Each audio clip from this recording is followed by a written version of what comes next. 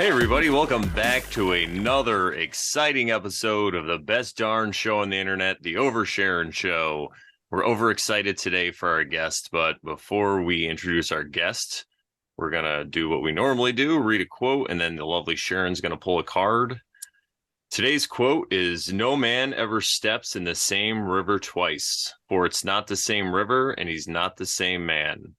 And that quote is by Heraclitus. Wow. Yeah, I like that one. I think I Yeah. posted that in one of our chats. Yeah, I would steal the quotes that you post in our Sharon After Hours community. If you guys want to get involved, hit us up. We'll show you how to get in there on Telegram. Sharon's always posting inspiring quotes, and then I steal them for the show. It's great. Yeah. Um, so I pulled the Seven of Cups, is it? Is that the Seven of Cups? Oh, Seven of Cups. In the South deck. the Botch. I like that card because a lot of people think of seven as like a perfect number. And in here in the cups, it's kind of showing how, in one way to interpret it, is like perfect love, or your idea of perfect love might be a little slimy and gross, when you really get into it. So I guess that came out totally wrong. It's not how I meant it, Sharon. No. No, I think it's like it means just really getting to know people and stuff like that. I mean, there's several interpretations of it, but that's kind of one that comes to mind right now. Is this the one in the Rider-Waite that has like options in each cup, and like you're like it's the choice of what it is of all those things that you're trying to figure out for yourself? Which one is it? Yeah, it reminds me of a pond in the summer that gets all extra like algae and all that stuff on it. And it's just like overgrown and it kind of looks gross, but I just kind of want to jump in there. But it's beautiful. But it is beautiful. It is, Sharon. All right. Well, today we have Mario of Symbolic Studies. He's Michelle's love, and we are excited to have him on. We are getting to know him. So this is going to be like a chit chat, getting to know Mario sort of chat. And he's going to tell us about, well, I would like him to share about his spiritual journey. What are some things that really brought him to the place where he's at in his worldview, in his current worldview? And what are the things that brought him to start Symbolic Studies? Because that's what he does. And if there's anything else he does, I'd like to know that too. So welcome, Mario. Excellent. It's nice to meet you guys. Thank you so much for having me. Absolutely. Yeah, nice to meet you too. Yeah. But as far as, who I am, just very briefly, as you mentioned, my project is called Symbolic Studies. And so if people are interested in my stuff, they can check it out at symbolicstudies.com. And I have a YouTube channel and Instagram and all that kind of stuff. But I've been very visual my whole entire life. And so I feel like I've just been a lifelong artist, and I've explored my artistic sensibilities, in various ways throughout my life. And so early on, I was an illustrator. I still illustrate quite a bit, but not as much as I used to. And so that was one of my first outlets, I think, was just drawing, the world around me, different characters and things like that. And so I've always just been drawn towards all things visual. And so I feel like I've had almost a lifetime of just refining my eye, of just being able to kind of look at something and have an understanding of what its composition is, what it might mean. Eventually I would find, graphic design. Starting in high school, actually, I went to a charter school. So half of the day I was actually at a separate school learning Photoshop and things like that, being around other young designers. And luckily I did that because it really gave me a head start in life. And before you knew it, I was starting to design stuff for friends' bands.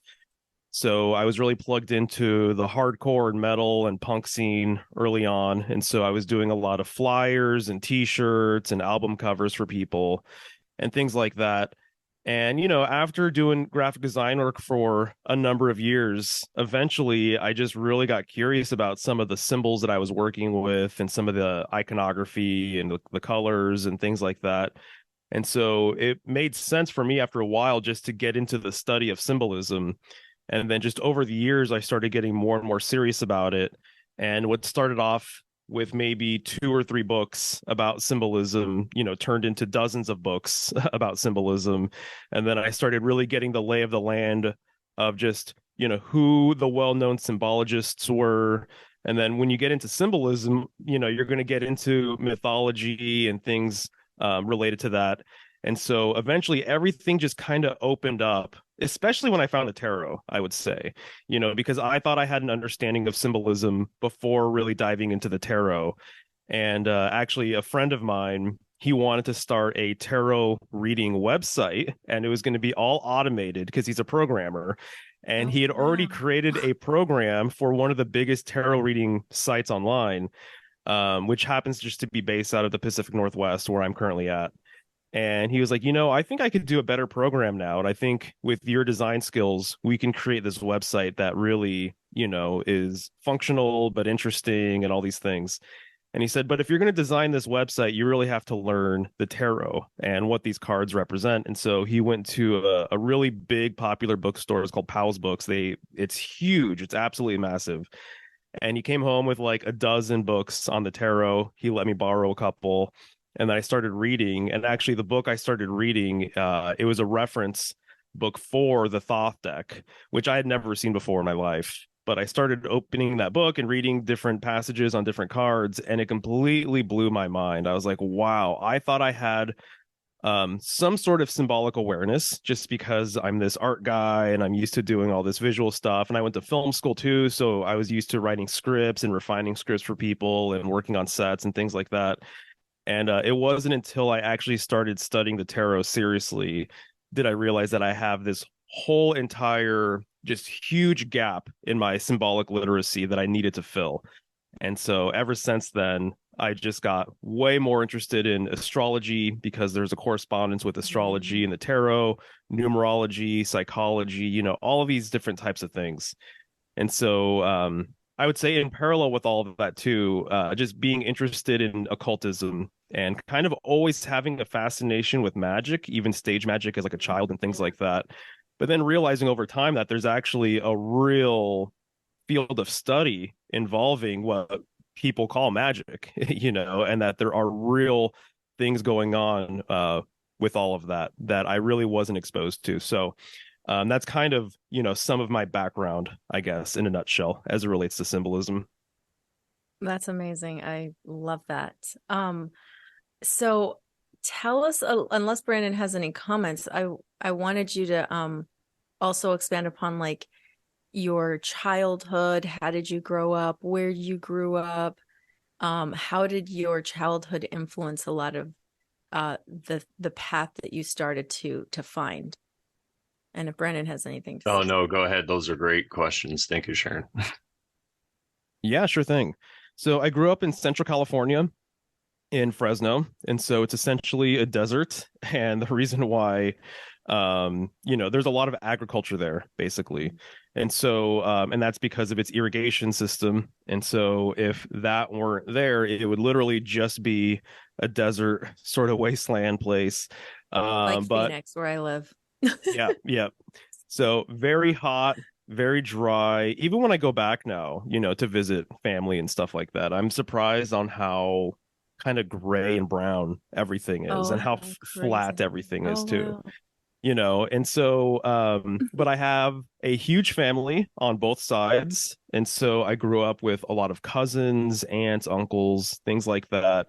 Oh, And wow. so that was really, having a big family. I feel like for me, I don't know if either of you guys have large families or not, I but mean, Go go ahead. ahead, Brandon. You go I first. was gonna say, when it started, it was kind of large because my dad had like eight brothers, older brothers and sisters. Oh, wow. But mm, now that I'm reaching 47 lovely years old, it's a lot different now. It's a little smaller, but we still kind of hang tight. So, Sharon, what about you? I know about your story a little bit. Yeah, so although my mom and dad, so my father's from Colombia, my mother's from Mexico. Um, and my father had, I think, something like 10 or 11 siblings, probably 10, I think. And my mom very similar. I think they both had almost the same number of siblings. I always forget because each one of them had one sibling that died young, like youth, in their youth, like teens probably. But anyway, they all lived in different places. My parents were the only ones who moved to Phoenix. So I didn't grow up with all my quote cousins and uncles and aunts and stuff. I grew up kind of like just with my immediate family, which was my mom and dad and my siblings, which I have four. So I didn't get to experience that, that whole Latin thing of like growing up with cousins and family and having big old family, events like that.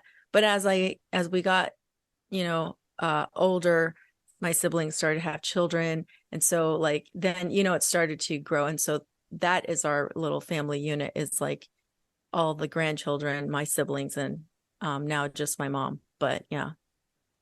I see. I see. Yeah. Growing up with a big family, it was a blessing. It was a huge blessing on so many different levels. But the way I kind of look at almost everything now, I don't know about you guys, but a lot of things that people say are blessings, there is this curse sort of element to it. And same thing with curses, that there's actually blessings within the curses as Oh well. yeah. And so Everything's a learning. It's an experience. it's totally true. And so growing up, having this huge family, I received a lot of love and attention. I always had friends because I had so many different cousins. Yet there were always things to do. There was always a birthday party or a Yes, barbecue or some sort of like game to go to I or a can imagine. graduation or things like Yeah. that. And so I always felt this push and pull growing up of just like, I love my family. This is incredible and amazing, but wow, it's very it requires a lot of time. And then also there's this routine that kind of came with it where year after year you're doing the same thing over and over. Which again, once again, it's like I see the blessings in it, but Mm. I feel like for me, I've always been way more right-brained and kind of more artistic leaning. And so I've always wanted to break the mold with just the different situations that I found myself in. I'm sure you guys totally understand that side of things, Mm. right? Yeah. And so I always thought that I was kind of going against the grain more than Mhm. my family. And one of the sort of quote unquote curses, which is a really harsh word, but I'm just using it for effect, Yeah. But one of the things I kind of found was that there was this pressure to conform, because the community is so large. And so if you decided to do something differently than the rest of the family, everybody knows about it. Yes. And so if you decided to get an earring or something like that, it's like everybody knows, the whole family knows within 24 hours. And so growing up as a kid, I always wanted to express myself way more with just, and now I understand this is superficial, but when you're a kid, you that's what you identify with. So I really wanted to be like this punk rocker hardcore guy and all this stuff, and I always felt from the family this pressure to conform more and be, because they're actually, especially on my dad's side of the family, they tend to be a little more well-to-do, a little more reserved, a little more conservative and things like that. And so I always just kind of felt this sort of this conflicted sort of feeling about loving my family, appreciating them, but also feeling like they're keeping me down in a lot of ways, which again, that could just be me projecting, but I think a lot of people kind of experience this within their own little community. Hmm. Yes, And absolutely. the community wants you to conform as well, right? And Oh so they yeah. don't really Yes. want you to go against the grain. They want you to go along to get along, essentially. Hmm. And so I can kind of say that a lot of these feelings now, I could have had thicker skin. I could have seen things a little differently. I could have been a little more confident, things like that. But one of the beautiful things about my upbringing, I would say, is actually the Catholic Christian angle with everything. Going to various churches and just kind of having religious artwork around and things like that. So I've always just been curious about the symbolism behind some of these things that I was seeing, in my relatives' homes and whatnot. And so I am not like, as an adult, I'm not so much like an anti-religious person. I'm not anti-Christian or anything like that. If anything, I just think that you can actually syncretize the symbolism across cultures and across religions, and Absolutely. that's kind of more of where I'm interested. Oh, I yeah. want to see how all of these things kind of speak to each other, and maybe the symbolism that is similar, and what that says on a deeper level, you know. But growing up with that kind of iconography and symbolism and things like that, religious totems and whatnot, that definitely had an effect on me growing up, I would say. Yeah, that's awesome. I can speak to the whole feeling of like having because I grew up in this church that was kind of culty, like very culty, but so for me that was like quote family, but it was more like you would see like an extended family, right? So I had pressure to like conform to that, because not only were my parents telling me thou shalt not and you should do this and you shall do this and you shan't not do this, etc. And I got that from the community too. So it was like I couldn't just be what I felt like I wanted to be, because then I would be I mean, and the thing is, I was like a teenager at the time too. And then as I got older, I was still going to the church. And so I still felt like, you know, I would be wrong if I left, or what if they were right and I'd go to hell or I'd get punished, or you know what I mean? That sort of thing. You're just kind of like, you don't know what to do and you don't know how to be yourself because you've always been tried to put in this mold. So I totally know how that feels. But with regard to the syncretization of different worldviews and seeing how they can all, like you said, speak to each other and like mesh. I like that concept too. It's kind of like, to me, that's the more loving thing to do, I think. And it's like, if you really truly are going to be a Christian, isn't it, you know, like Jesus, I would think Jesus would be cool with that. You know what I mean? Like, versus like bashing other people for their beliefs and just because you don't see eye to eye on something. Yeah, 100%. And we talk about that a lot in the show, which is kind of hilarious. But one thing I wanted to say, it's funny because I'm seeing a contrast, like a little bit of an inversion between the way you grew up and the way I grew up. Because so my dad was the second youngest of eight, and all his older brothers and sisters had kids, and somewhere around his age, and his father died when he was like 5 or 6. So they it became this like party scene that I was born into. So it was so much different because Sharon always says, she grew up under a rock because she was like in a cult. And I always say I grew up under a crack rock. Not that there was actual crack involved, but it was pretty crazy. I was never But, really, I wasn't put in like danger, but but you had I, a story about how you were like sifting through weed to yeah, like when I help. was like 5, I was helping my cousins. So my parents didn't always know, but they'd have my cousins watch me, and I'd be like breaking up weed for them, like separating seeds. This is like the 70s because I was born in the mid 70s. So, it's so funny how you experience this pressure because I went kind of the other way. I saw all that going on, and I was more like a nerd or a geek or whatever, and I was more into like being smart and intellectual and all these things. And it's so funny because I just thought of that, like I was rebelling in my own way from what I saw. And that whole experience kept me from ever really doing, like I've done, allegedly like weed and like mushrooms and all stuff, but I've never tried cocaine or any of that stuff just because I've seen some of the negative effects of it when I was younger. So it kept me away from that stuff. But yeah, it's really hilarious. They even used to say, they call me like, they told me this later. They were like, oh, my parents told me, they'd be like, we used to call you our little nerd. Because like they didn't That's even funny. finish like high school or anything, they got their GEDs and stuff, but it was just a crazy time back then. So yeah, that's hilarious. I didn't even Right, think about right. Well, kind of related. I almost forget that this is part of my history just because it's my life, but for other people, it's very different. I found myself hanging out with a lot of straight edge kids in high school and right after high school. And so for people who don't know, it's just people who abstain, right, from drugs and whatnot. But this was a big thing, especially in the late 80s and 90s, like hardcore scene. This idea of being straight edge and going to shows and not being nihilistic, drunk, sort of and just creating havoc and chaos just because that's what you want to do. It was definitely more of this reserved sort of idea of just like staying clean and sober and appreciating kind of what you have unadulterated without Wow. the assistance or need to imbibe. And some people would have really extreme sort of views on this too. So some straight edge kids wouldn't even have like caffeine.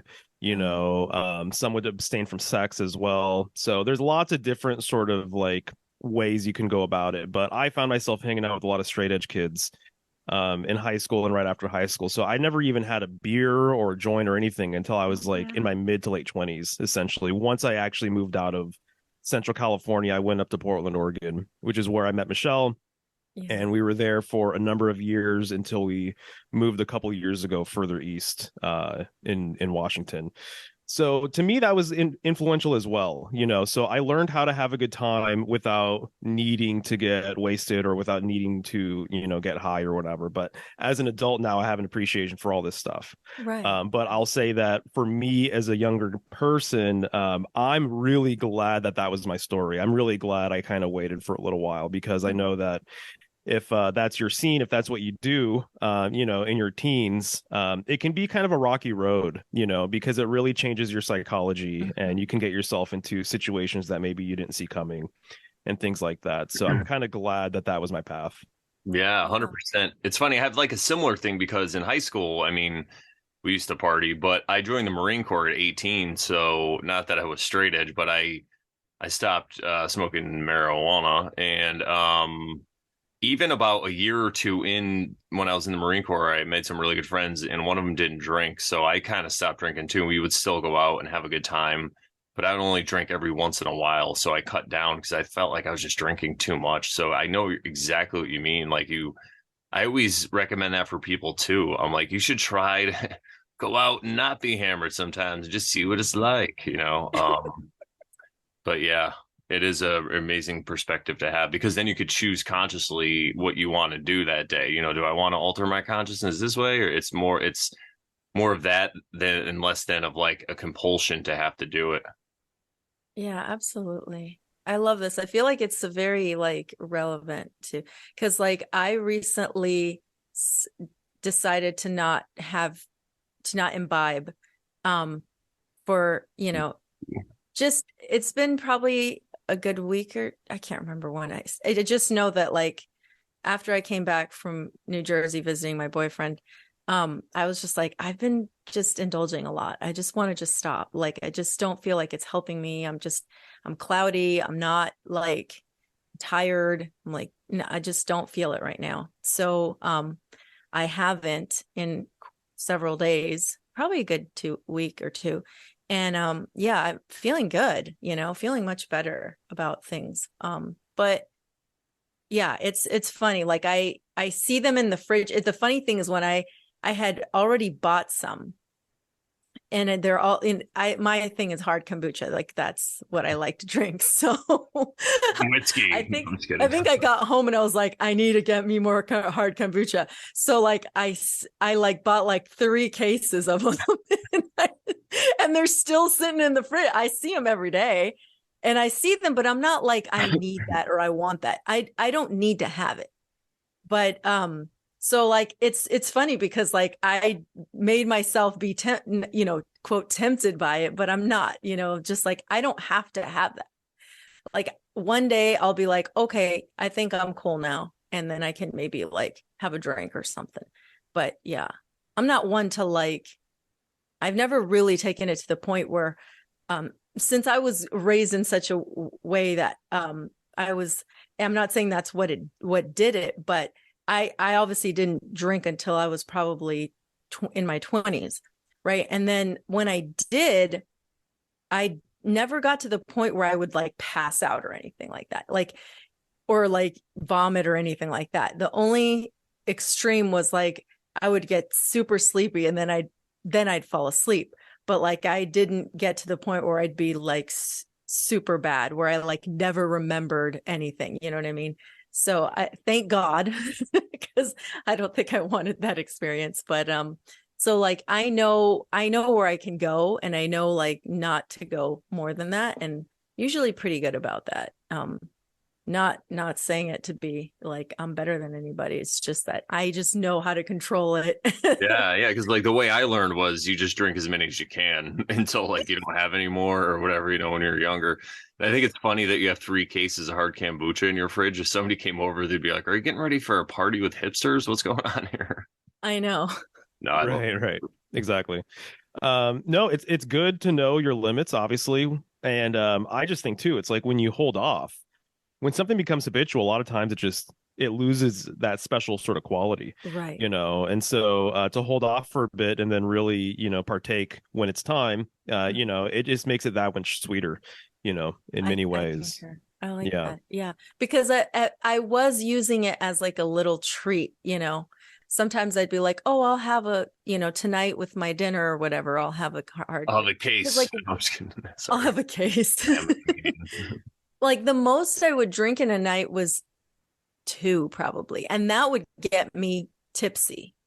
But like, because I think they're between the ones I buy are like between 6 and 7%. So 2, I'm like, okay, I probably should not have more after 2. But yeah, I was like hanging out with my boyfriend and I was just drinking too much, and I just didn't need to do that. So I got home and I'm like, I don't, it, like you said, it loses its like thing.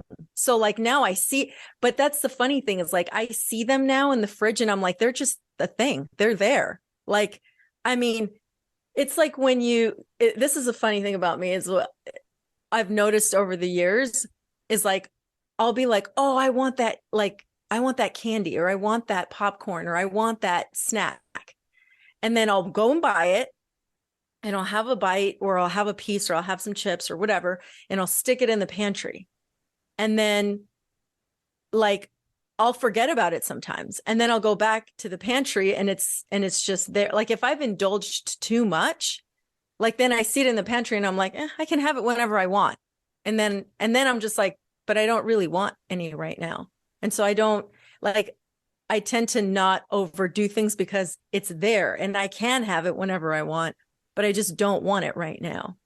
So, yeah, like scarcity fear. Yeah. Amazing. So yeah. then I just hoard it and then I don't eat it.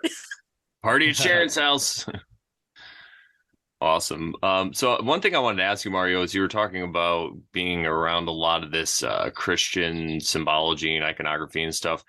Did you ever get like lured into the Christianity religion, I guess I could say? Yeah, because I was when I grew up, I went to Catholic school. I was an altar boy. And then my mom got into this born again Christianity thing for a while when I was like in about 3rd to 5th grade. So I got pretty heavy into that though. I was reading the Bible and stuff. And then I got out of that. I was just wondering, because I know a lot of people, Sharon didn't really go through this, but a lot of people who come out of the Christianity, when they come across things like astrotheology or all these other ways to explain what Christianity could really be symbolically, they kind of lose their faith in a sense. That's what I did. I wandered off in like agnosticism for a while. So I was wondering if you ever had that thing happen also. I never got completely lured in, I would say. Although there were many opportunities and chances for me to have gotten sucked in. What kind of happened was my father's side of the family, way more religious than my mother's side. Most everyone is Catholic and, went to even like Spanish masses and stuff like that. And my father, though, he turned against Catholicism and just started going to normal Christian churches, I guess. And he started going to all of these different churches around town, like different denominations, and like some were like mega churches, some were smaller, but it was almost like what he kind of taught me inadvertently was that religion is this kind of almost like choose your own adventure sort of thing, and that you can just kind of pick and choose what your faith is. And so he thought he was doing something good by seeing what's out there. But in actuality, he just showed me that, well, if you just don't like this place, you can just go to the next place. And then if you don't like this place, you can just go to the next place. So it's always been this revolving door where they were going. And so I went to many different churches growing up. And after a while, for some reason, that just kind of showed me that this is something that you can find the church that conforms to your sensibilities, versus you having to change, I guess, your opinion about things. And so I never got completely sucked in. I did go to like a Catholic sort of like after school sort of program thing for a little while with some of my friends, and things like that, but I never took it too seriously. It's not until actually I started getting into syncretism and symbolism and stuff that I have a real appreciation for the symbolism behind it. I've always kind of was curious about some of the things that I was seeing, but as I started getting older and getting into astrotheology and everything else, am I able to really kind of put some of the puzzle pieces together and realize, like, oh my gosh, this story that I've heard forever, like one of the recent ones, the Tower of Babel story, it like blows my mind as an adult now what it's all about. The symbolism behind it, what the tower represents, all of the different things related to that storyline, that myth.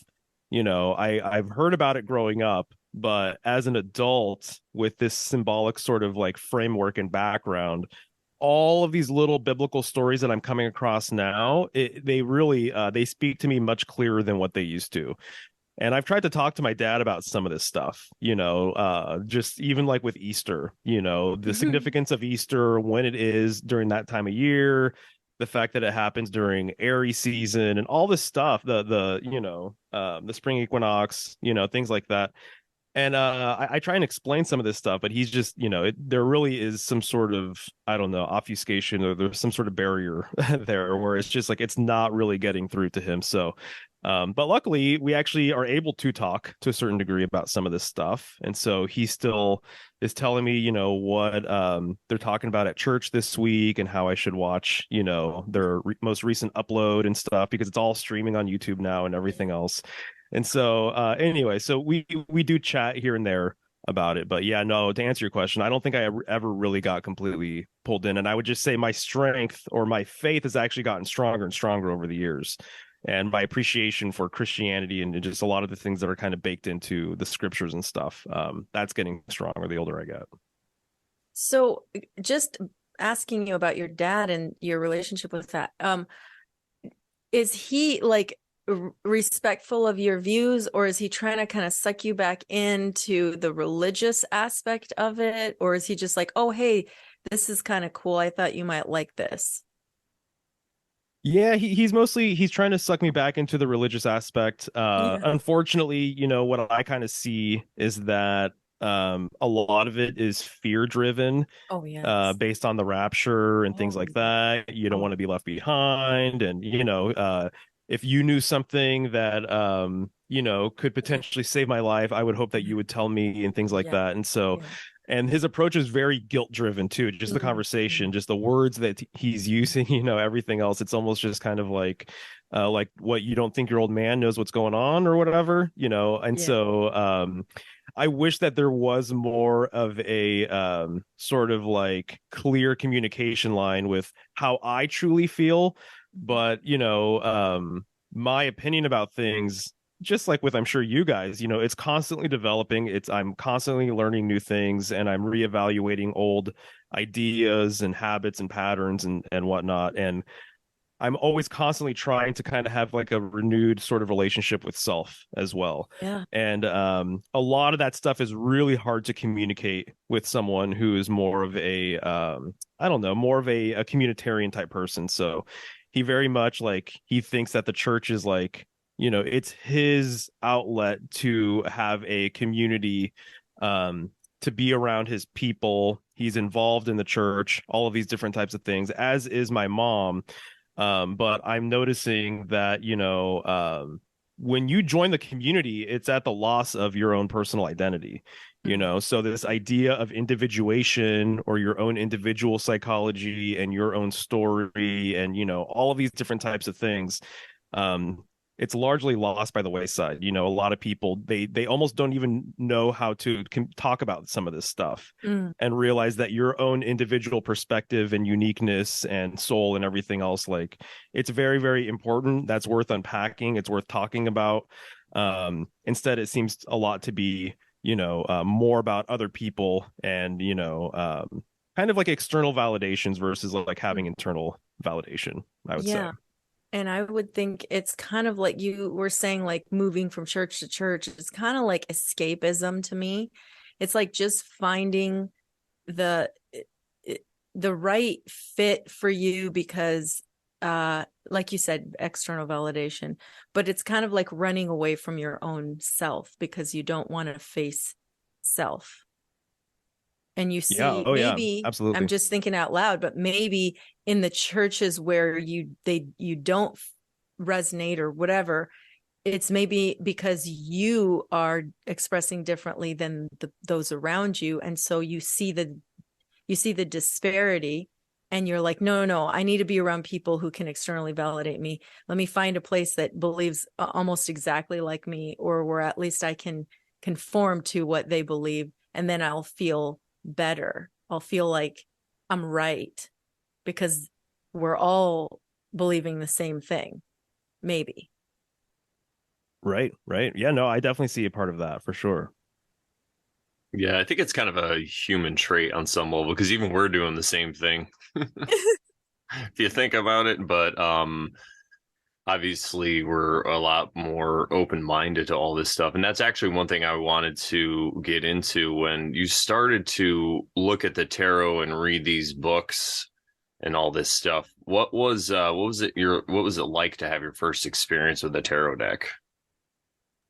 Do you remember? Or what was some of the first things that you did and all that?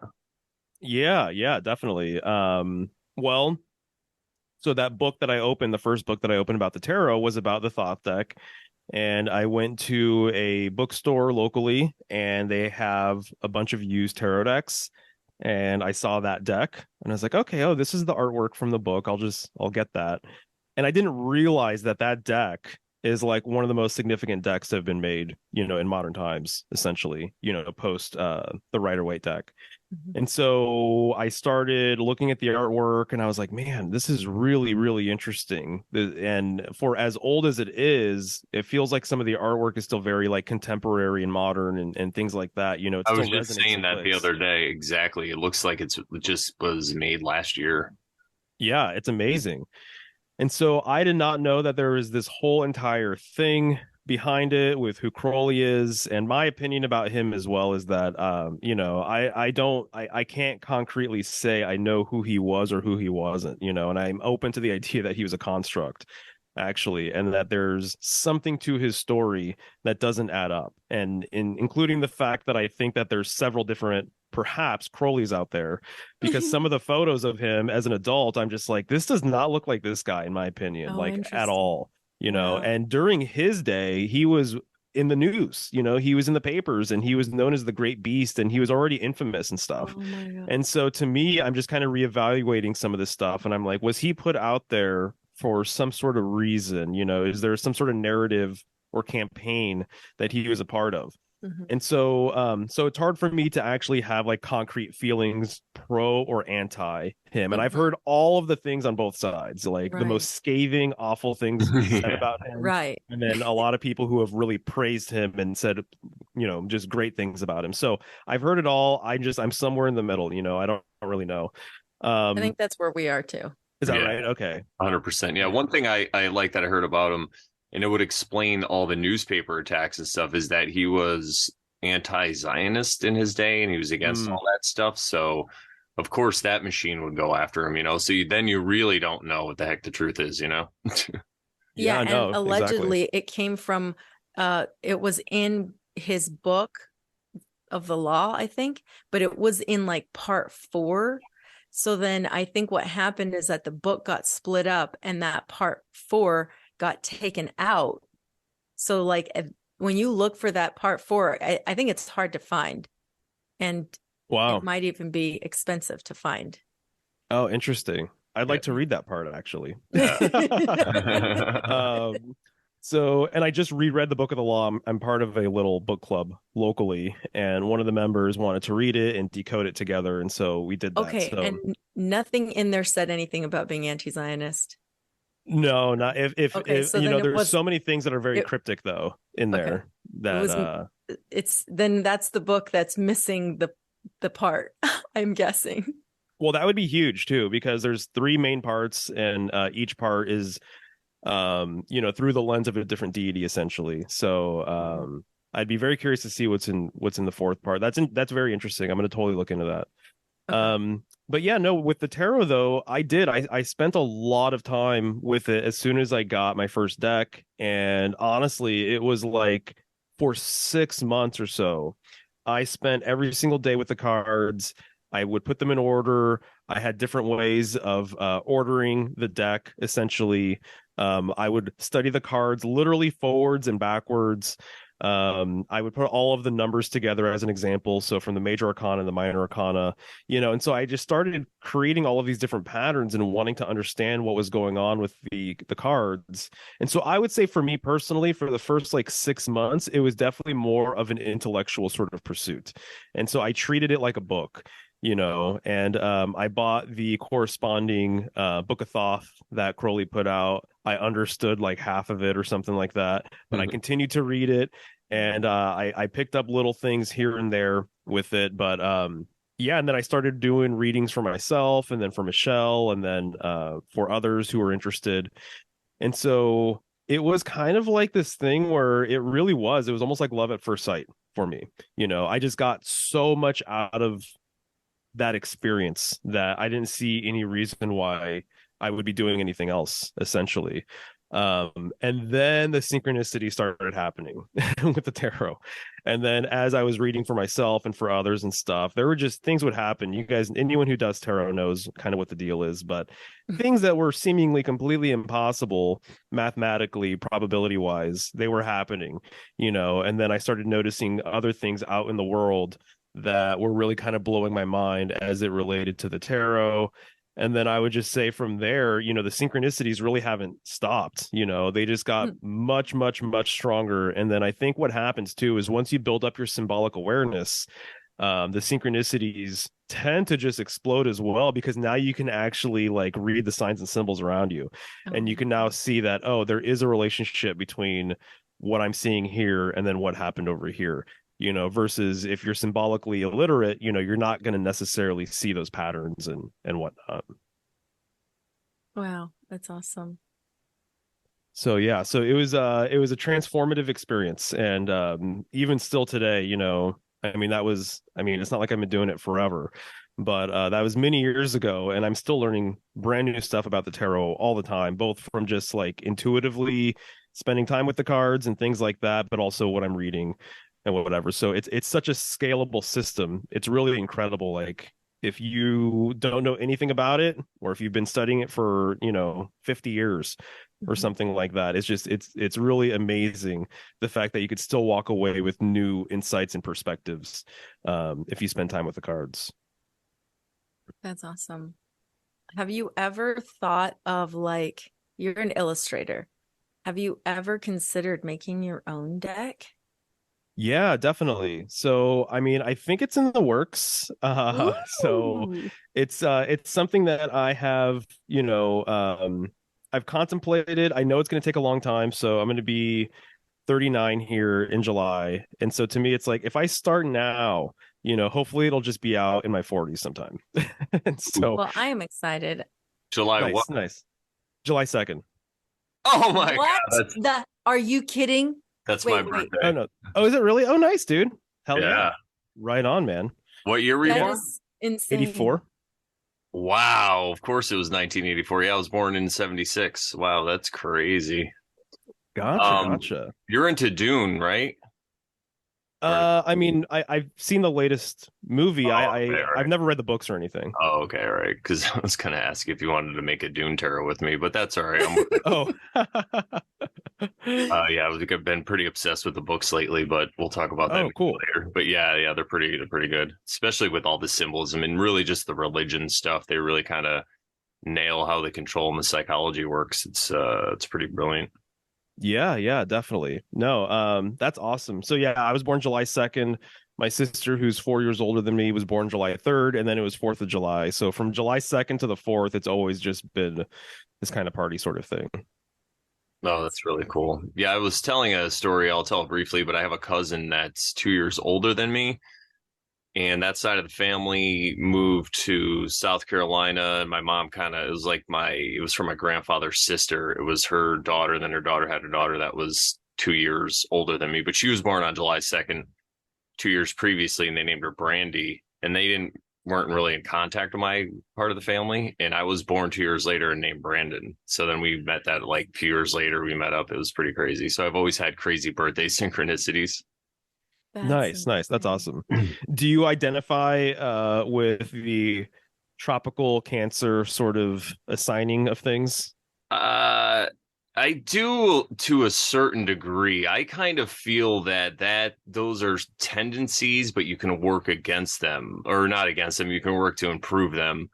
I really like the Myers-Briggs, especially the guy that I found that does the stuff is really good.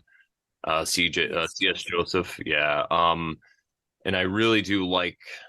I feel like it has a lot that corresponds, and especially like the rising sign and stuff like that. But like I said, I don't really lock myself into one because there's so many different ways to interpret those things. Oh yeah. What about Oh you? yeah, I was absolutely. I was listening to Topher talking about uh the true sidereal stuff with Athen Commenti. I haven't heard the whole episode, but to me, like I know that people get really polarized about one method versus another. And to me, it's like I think it's kind of like an egregore too. Like and it's like intent. Like if enough people put awareness to it and intent into it, like it becomes a thing, you know? So um and then the other thing is like I know we've talked to Davin of NIVAD 17 astrology before about stuff, and I've heard Kaylee Burkana also talk about stuff like this, but that these, even though the zodiac or whatever this stuff is using the signs of the zodiac are being used, it's really just a name, like a placeholder name for those buckets, because it's really about the solar view and the seasons, right? It's not like you're going, oh no, Libra's exactly right there. It's just a name that kind of became a thing. So just because it became a thing doesn't make it invalid, because there's plenty of people out there that truly that it works, like that works for them. Like if it didn't work, it wouldn't, like nobody would look into it, nobody would study it. You know what I'm saying? Like, so to me, it's just like, yeah, I mean, you can view it in sidereal if you'd like. You can view it in, it's just, to me, it's like a different lens. It's just a different way to look at it. It's not Oh like sure. one's wrong and one's right. Honestly, if it's funny, it's like in a way they're all wrong and they're all right as well. It's kind of how I look at it too, is because every single system you actually have to compromise. There's Mm-hmm. some sort of compromise going on with all of it. Yeah. And it has to do with a lot of things. But it's almost like trying to squeeze a naturally unfurling organic thing into this mechanical thing that is perfect, and all this, Absolutely. kind of That this makes so man-made sort much of sense. construct or whatever that's Yes. easy for us to interpret and do the math and all that kind of Right. stuff. And so, but yeah, so I totally hear you loud and clear. And that's why I generally, with my research, I default with tropical astrology in terms of just like Mhm. when I personally acknowledge, like when we're in Gemini season versus Cancer season or Right. whatever for my channel and things like that. But I am definitely not dogmatic about it at all, because I Right. understand that each system actually comes with its own amount of baggage, Right. which other Absolutely. people can unpack all of that if they Yeah. want. But I'm just kind of more, I'm like, well, we're all kind of right. We're all kind of wrong, you know? Yeah. Um, I but love as it. far as the cancer assignment, though, that's been something to me. I remember seeing the first time I remember knowing that I was a cancer, and it was actually of all places, it was just at this old school barber shop that my dad used to take me to when I was a kid, and they had this gumball scroll astrology horoscope thing where you put in 50 cents or whatever, and then you turn the knob, and then you get this little scroll, and it's like this horoscope reading. And I That's don't even know cute. why I was there. It's completely out of place now that I think about it. But they actually had a chart there with the zodiac signs. And then I remember seeing that I'm a Cancer, and I'm like, oh, well, that kind of, I don't know. I think that kind of makes sense for some reason. And then just over the years, understanding the cancery sort of nature of everything, the retreating thing, the hard shell, soft interior thing, the lunar correspondence with it, its association with the chariot card, which the chariot card has like just it's blown my mind over the years, all of the things that are encoded within the chariot card. Wow. Yeah, so that the whole well of information related to cancer I definitely identify with, among other signs too. I mean, I have kind of a special reverence or relationship, I think, with all the signs and their myths and whatnot. But Yeah. I think they put the cherry on the Thoth deck, the Thoth deck If, box. if I think they put the cherry on the back or something. So on the back, what do you mean? yeah, on the box, they'll put a card on the front and one on the back of the Oh, box. oh, Yeah, mm, got it. Oh, pretty okay. sure. yeah, yeah. When you buy the deck. So Okay. it's a big one. Are you aware, Brandon, because you brought it up, the Myers-Briggs relationship with the court card system in the tarot? Have you ever looked into that by chance? That sounds What's that? familiar. I think early on I did, but please explain a little more because that sounds very interesting. Yeah, it is interesting. So Myers-Briggs, right? So there's 16 personality types. And so when you're dealing with the tarot, you're dealing with two major sections, the major arcana, the minor arcana. The minor arcana, it's four different suits, and you have ace through 10. And then you also have the court cards for each suit as well. So there's four court cards, the page, the knight, the queen, and the king. And so there's 16 Oh court my God. cards, Yeah. four per suit. And essentially, and I don't know exactly who developed this system first, the correspondence with the tarot, but 16 court cards, 16 Myers-Briggs personality types. So there's actually a correspondence between those 16 cards and the 16 personality types. So if you do a Whoa. Myers-Briggs test, you can actually find the tarot card that corresponds with Oh my gosh. I want to do that like right now. that. So cool. Yeah, Awesome. yeah. So I think it to me it makes sense, but to each their own. Yeah, no, that Yeah. definitely. So I have kind of a couple random questions for you.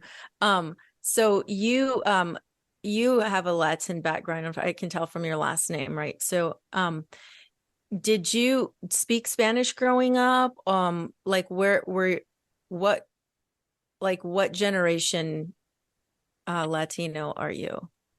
Yeah, good question. I did not speak Spanish growing up. My parents tried to teach me. It's actually really funny. This is a whole interesting sort of weave, I think. But my grandparents were born in Mexico, and then they came to the U.S. through Texas. They were in Texas for a while. My Eventually, parents came through Texas too.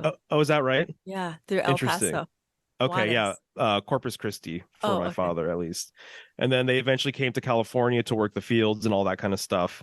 And so my both of my parents know Spanish really well. Mhm. And then once it came time for my generation to start learning the language, when my dad grew up, he said it was very taboo to speak Spanish at school. And that there was actually kind of like people were basically not teaching their kids the language because they didn't want them to get made fun of. They felt like they had to assimilate essentially. And so they felt like they had to assimilate, and it was actually kind of a sore spot sort of thing. And so he said that by the time I came around, that's why I never was taught essentially. And I kind of had this guilt sort of complex with it because there was a barrier between me and my grandparents. My grandma knew Mhm. broken English, and so we could communicate to a certain degree. Mhm. But I always felt like I was like missing something because I never learned the language. And then I just grew up and I just never ended up, actually like pursuing that as like something to study or whatever. And yeah, so that's my story. What about yourself? So because my parents were from Latin American countries and they spoke pretty much mostly Spanish, and they were in a community that, worked with that. Like I went to a bilingual church, and that was their life, church was their life. So like to them, and then the community where I grew up, like you can go to grocery stores and they would, you could speak Spanish and they would understand you. So I didn't my parents didn't really have much of an incentive to continue to speak that much English. They could if they needed to. They just didn't really need to that much. So they really didn't.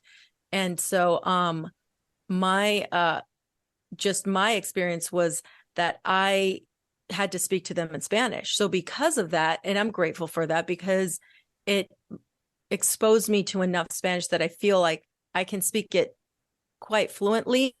Although, practice is important, because if I don't, have someone to regularly speak to in Spanish, I'll forget words. I'll forget how to say certain things. But I have it, and I can pull it back in when I need to.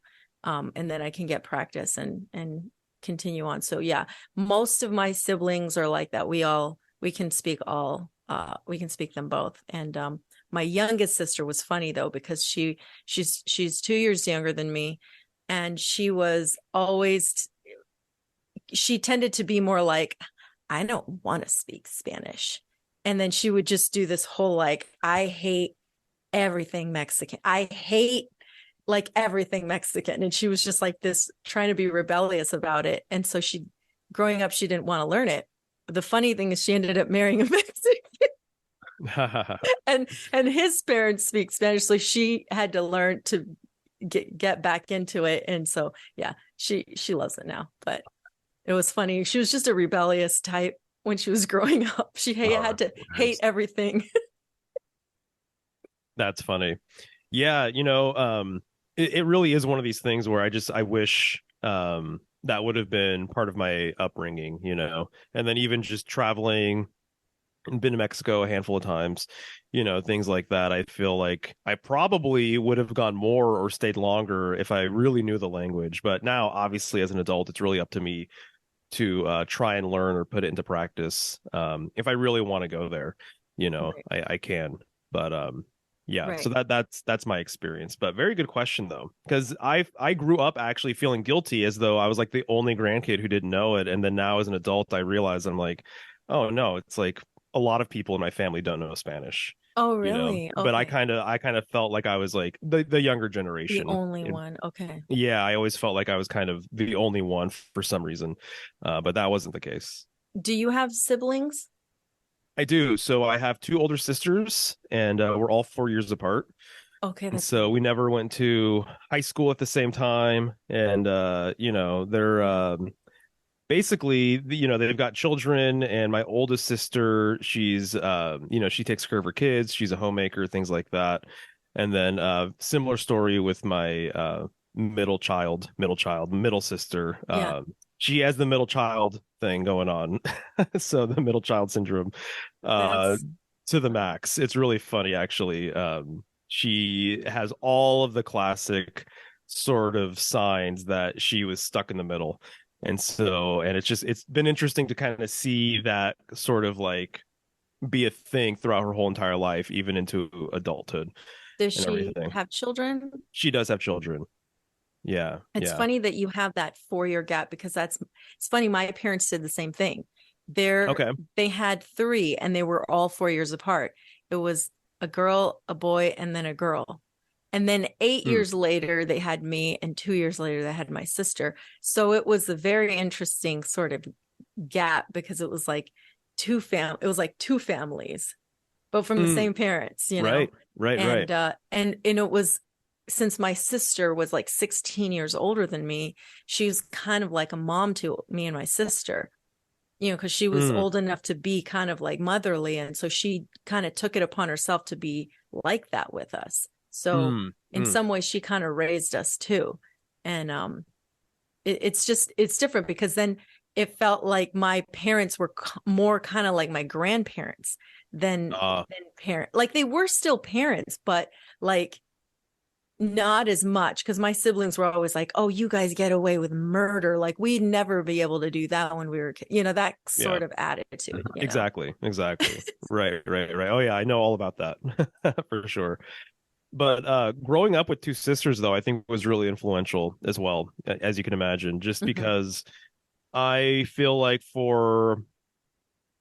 I think almost maybe my whole life or whatever, I feel like I've had more of an intuitive understanding of what women want, how they perceive things, how they might view the world, things like that. And so I grew up with, I didn't have any brothers. And so it was a household, my father, me and my dad, and then three women, and then just kind of naturally, I think I always gravitated towards hanging out with my aunts and things like that and being more interested in even the conversations that they were having, and Okay. all that kind of stuff. So when you're dealing with magic and occultism and the tarot and things like that, you're actually dealing with more feminine Energy. energy. Yeah. And so it's like, and now, especially as my studies have really gotten much deeper over the years, truly, if you're getting into, magic and you're joining different lodge um systems or mystery schools or whatever, a lot of it is really, it has to go back, or it all goes back to the sacred feminine. It all goes back to this divine sort of mother idea, oftentimes kind of like this dark mother or primordial goddess sort of Like concept the or stuff whatever. Michael Tessarian talks about. Hey, yep. Yeah. So I was thinking the same thing, Sharon. yeah, nice. Yeah. So go ahead. I was gonna just ask you a question if you were No, I done. was just going to say basically, and so I feel like having this feminine understanding or being exposed to it at the very least, really helped me with some of this material because I feel like I just have more of a natural sort of like, I don't know, Tendency. reverence for it or respect for it or something along those lines, where I feel like there are certain people that maybe might have a more difficult time kind of wrapping their head around this sacred feminine sort of concept or whatever. So if you're not kind of embodying it or you haven't really integrated it within yourself, then if you're reading some of this material, it might be more difficult to kind of comprehend and whatnot. Yeah. Thank you. That's awesome. I was going to ask you, you were talking about your aunts, hanging out with your aunts. And, Hmm. I know like sometimes there's like superstitions with like some of the Mexican culture Hmm. and stuff like that. Was that ever something that they would talk about at all? Or did you ever get into any of that? My aunts, I would say, were definitely a little more, I don't know what the right word would be, but a little more straight-laced than that, I think. And so they were just a little more conservative in certain ways. And so they didn't really so much discuss that stuff. But over the years, I did, before she passed, I had an opportunity to ask my grandma about that. And just, the little, I can't even remember what the name is. Maybe you might know, but just kind of like the local herbalist woman who has like her various remedies and charms and things like that. And so she kind of told me a little bit about who she knew that was kind of like that. And so Oh, yeah, these different like sort of like folky type traditions, which mhm. I find to be fascinating. I've always Yes. been interested in that sort of stuff, but yeah, so we didn't talk about it too much, but I have asked her some of those types of things over the years, and Michelle actually has asked her too because she was interested in wanting to know about some of that Oh, stuff, And my grandma, she grew herbs in her backyard and things like that, so she had more of a sort of old school understanding about certain things or whatever. But yeah, no, my aunts, that wasn't so much their cup of tea. yeah. Yeah, great question though. No, thank you. Brandon, do you have any thoughts? Um, I just think I kind of had a similar, maybe it's the cancer thing, but I didn't have sisters. I had two younger brothers and my dad and my mom. But I did have as I got older, I had girls that were friends that I became really good friends with. And I learned things like that. And I feel like, you know how they say like there's masculine and feminine and everything. I feel like I am in touch with that feminine energy. I mean, just look at me, you know? So, and it definitely has helped me because you really have to use that creative right brain approach when it comes to this stuff. Because a lot of it I found is even like honey, you know, the words that they talk about. And if you look for it in the symbols as well, you could find so much. And it's just, it gets so deep. I mean, I just love symbolism. So Right. it's like a hidden language. Oh, definitely, definitely. Um, one of the things, if anyone out there has been following my work, they might know that I'm really interested in the northern sky and symbolism related to the North Star, the constellations around the North Star, which would be Ursa Major and Minor. Draco is another big one. And so this has been like my jam for a number of years now. And it speaks to me very, very clearly now. And it's something that I just get a lot out of researching. But the new thing, though, that I'm really appreciating is that the northern sky has a deep, deep, deep correspondence with the sacred feminine and this primordial mother and this primordial goddess sort of idea. And so that's kind of where I'm at right now with that research, is just understanding that there were a number of groups and cultures that essentially attributed the northern sky to being the home of the great goddess, who you can refer to as the Queen of Heaven. And this would be like in Egypt it would be Nuit or Nut, and so sometimes she has like stars in her body, and that she has this deep relationship with the northern sky. And so that is kind of like the rabbit hole that I'm currently in. And I'm not surprised that basically at the end of the day, that there is this sort of relationship with the feminine there, and so I think that when you're getting into symbolism, that having an understanding of the feminine and the masculine, and realizing that when you start actually studying the masculine, you're probably just going to find the feminine, and then when you start studying the feminine, you're just going to find the masculine. This is kind of how the tarot works too. There are certain cards that are deeply feminine and masculine, but they encode actually the opposing symbolism, within the card itself. That's pretty much just kind of like, it's such a basic thing to say that you're studying symbolism related to the positive and the negative, or the black and the white, or the feminine or the masculine, but it really is such an integral part of like understanding all of this other symbolism that I don't know, I just have an appreciation for it that I did not necessarily have before. And so so the northern sky essentially, there's a lot of masculine symbolism associated with it, but there's this deep, deep, deep feminine sort of aspect that I'm really digging into right now, and that is kind of changing, some of my, I guess, just kind of, it's changing my outlook on some of these symbols and some of this history and everything else. And so I think that there was a tradition in the past that was more polar based. It had more to do with the northern sky. It actually had more to do with Earth.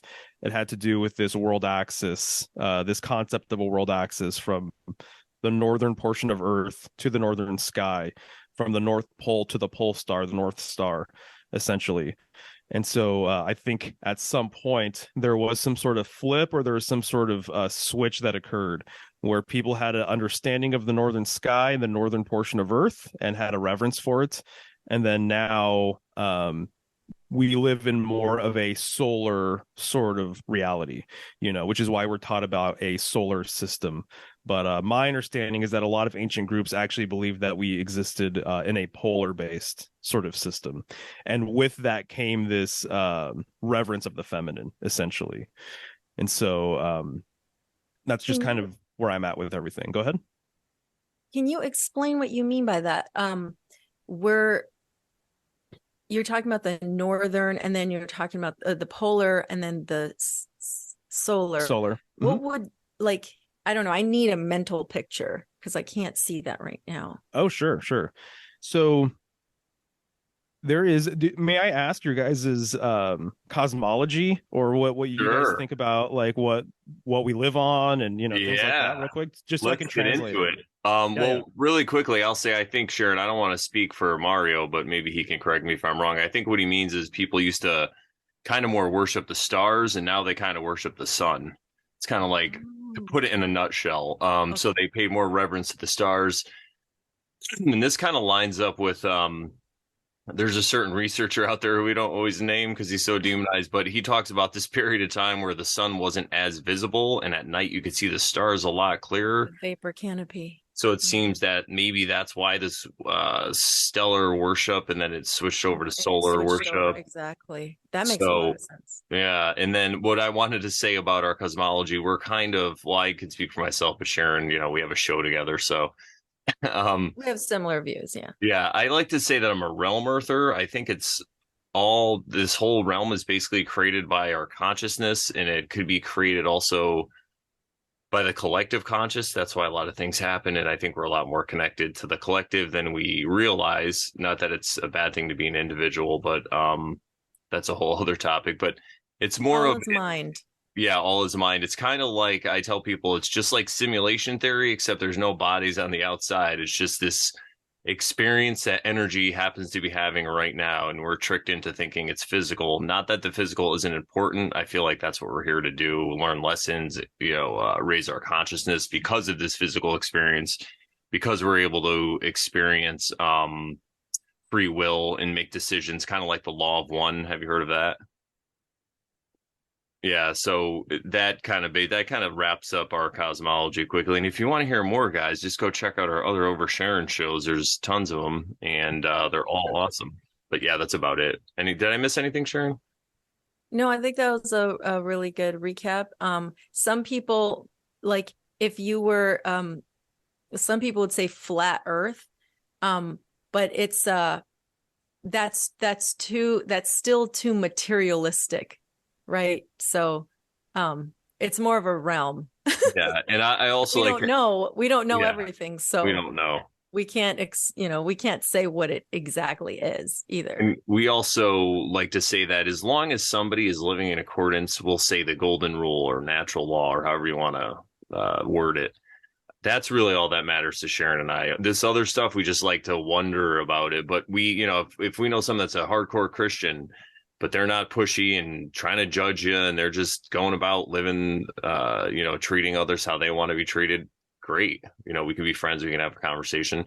So I just wanted to put that out there too, because we don't try to judge people because we get it. We used to think we were on a spinning Yeah. ball in a vacuum. I mean, that could be the case. I could be wrong, but Yeah, and we don't like to argue and be contentious with people for, because everybody has their own experience and sees things from their point of view. And, that's why we let people overshare, because everybody has a perspective and view. And Right, hey, just because we don't see it the same exact way doesn't mean that we have to hate each other or argue or fight, How right, how right, about right. just listen to people?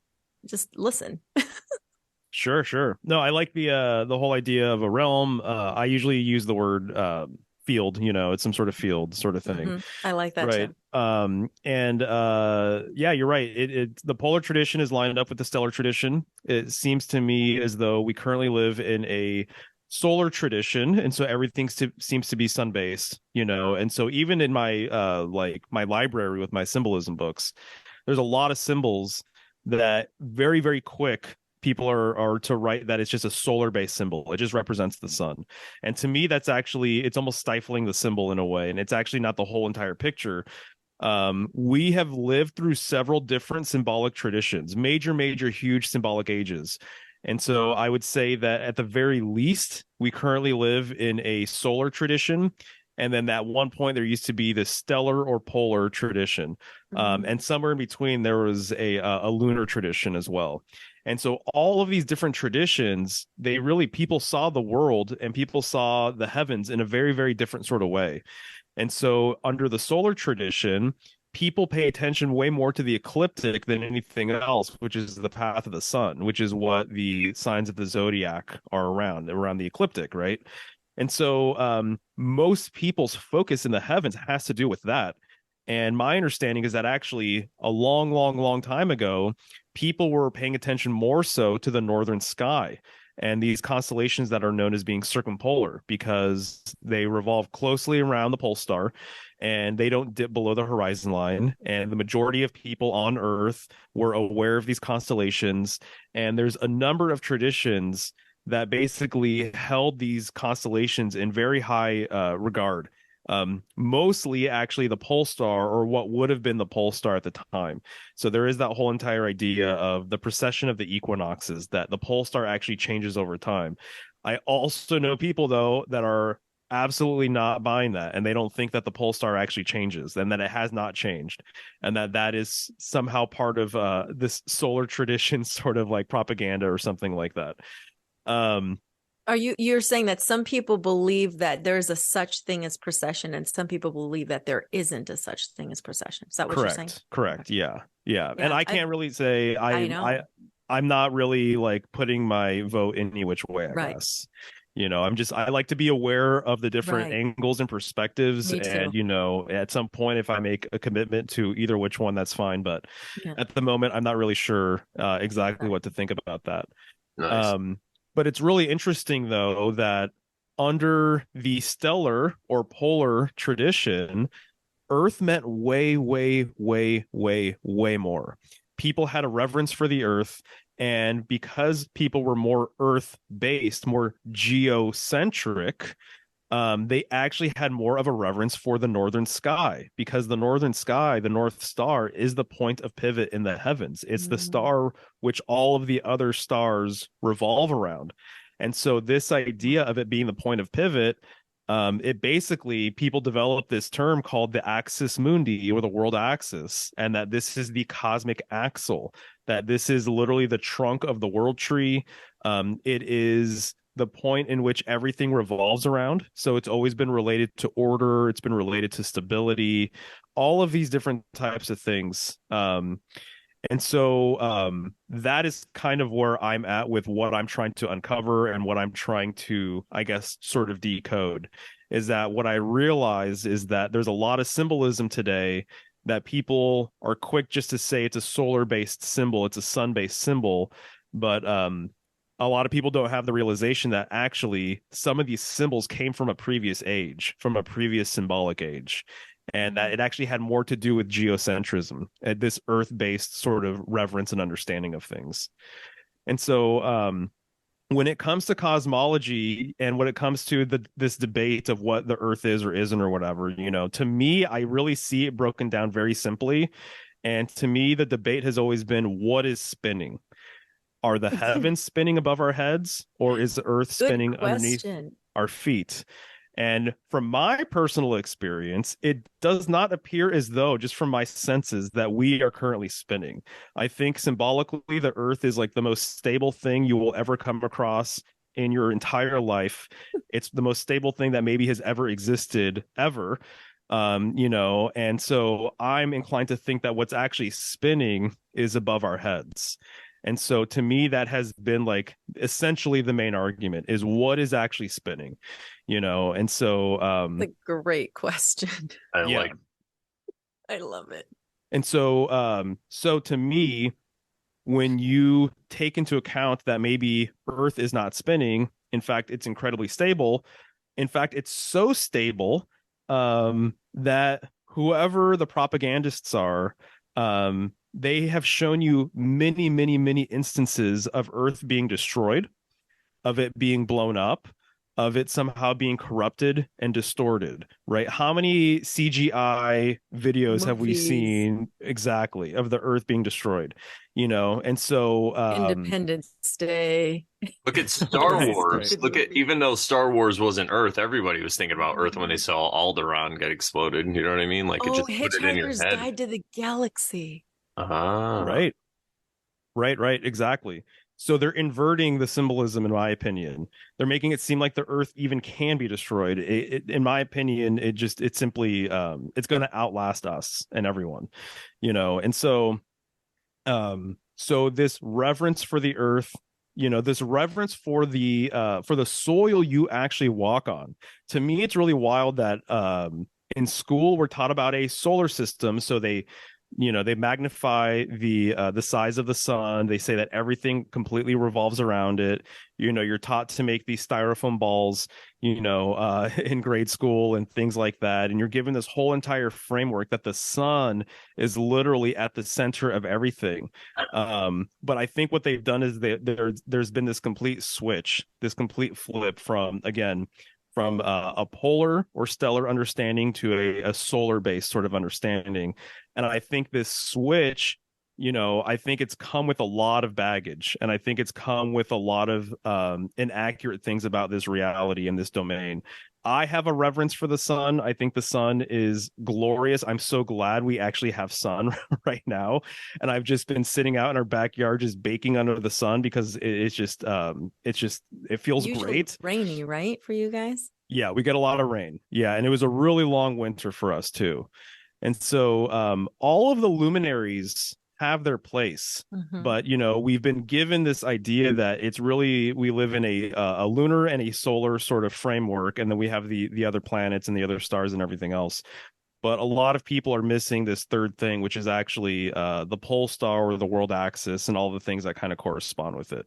And so the further I kind of get into some of this material related to I guess magic and black magic and things like that, there's a lot of occultists, actually, funny enough, who have preserved a lot of this information about the pole and the pole star and this polar tradition and everything else. So you have to kind of dive deep in order to kind of pull out some of this information, but that's just kind of, I don't know, it speaks to me so much that this is kind of what I like to talk about with people. And it sounds like, Brandon, you have some sort of understanding about this stuff, right? Yeah, and I wanted to ask, I have two things. I wanted to ask you what some of those symbols are that are mostly recognized as some sun symbols, but can be tied back to the stellar. But before that, I wanted to say this thing popped into my mind as you were talking about what the different ages, right? The stellar, the lunar, and then the solar.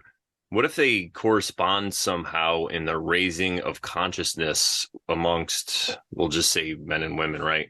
So if it is kind of like the law of one where our consciousness is raising, it could literally change what we see in the sky. So maybe when our consciousness was first at what it is now, this human form, I'll say, for lack of a better word, maybe it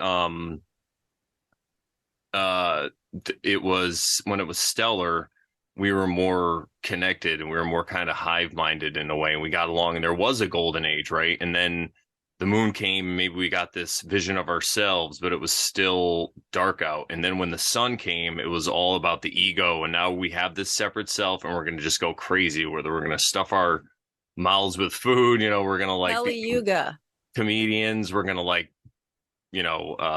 copulate with everything that we see. It's kind of like what I went through in my life and had to deal with. But yeah, so I think that's pretty interesting to me. And I know our overshare nerds are going to love that little insight, because it could be quite possible that that's exactly, because a lot of people will say, oh, the sun came and ruined everything. Well, what if it was just our next stage of growth and we just all of a sudden it was there, Yeah, no, I'm not opposed to that at all. I would say how I personally look at it, and from the symbolism, it appears as though it's almost flipped based on what you said, that actually I see much more of the external community oriented sort of thing. So when I say external, by the way, I really pioneer and champion the individual.